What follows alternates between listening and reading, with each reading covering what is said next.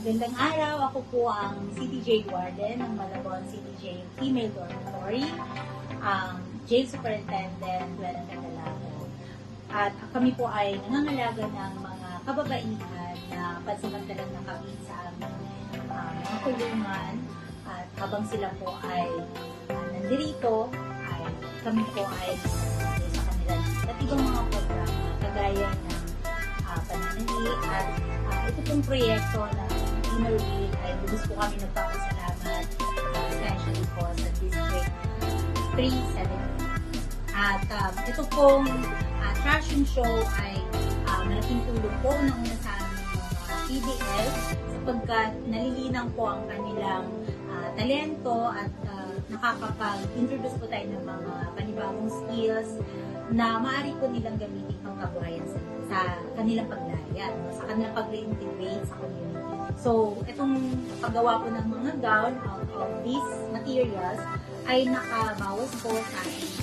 suliranin sa waste management and of course, nagiging creative pa ng paggawa at pamamagitan ng paggawa ng iba't ibang disenyo. We want to make sure na may mga natutunan po sila sa kanilang pamagalagi dito like education, livelihood, skills training, at iba't ibang mga vocational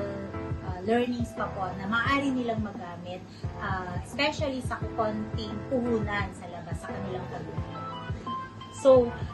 sa mga iba pong mga sumusuporta at iba pong mga agencies and organization ay iniimbitahan ko po kayo na suportahan po ang ating fashion show dahil sa pagsuporta ninyong ito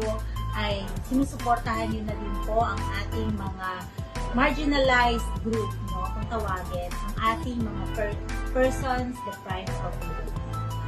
Muli po, ang pamunuan ng Malabon CTJ Female Dormitory ay lubos na nagpapasalamat sa inyong